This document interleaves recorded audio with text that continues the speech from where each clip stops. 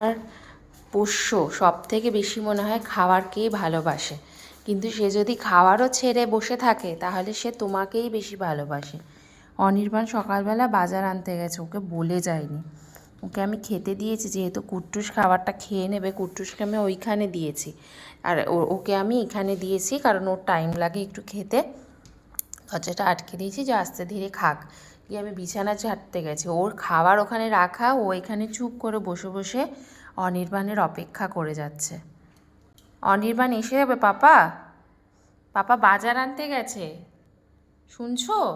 না টগো সোনা, চাঁদের কণা, তুমি চাঁদের কণা, তুমি মিষ্টি বাবা, তো তুমি খেয়ে নাও, খেয়ে নাও আমার মিত্তি বাবা।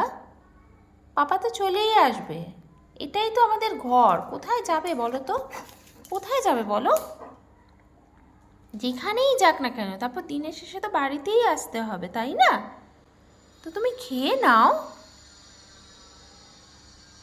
ভিক্ষু, কলা, ডিম, কত কিছু ছেচি চেষ্টি খাবার আছে ওখানে, খেয়ে নাও।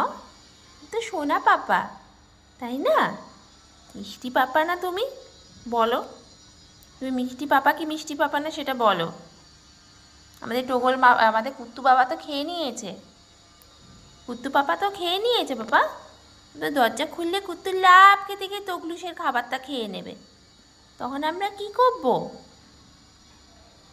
তাড়াতাড়ি খেয়ে নাও, পাপা এক্ষুনি চলে আসবে, আমি ফোন করব। হ্যালো পাপা, তুমি আসছো? হ্যাঁ হ্যাঁ হ্যাঁ, টোগো খেয়ে নিলে আসছো? নিচে নিচে এসছো? টোগো খেয়ে নিলে উপরে চলে আসবে? তখন বলছি ঠিক আছে, টোগো বলছে যে তুই খেয়ে নে তাহলে উপরে চলে আসবে। তাড়াতাড়ি তাড়াতাড়ি গিয়ে খেয়ে নাও শোনা।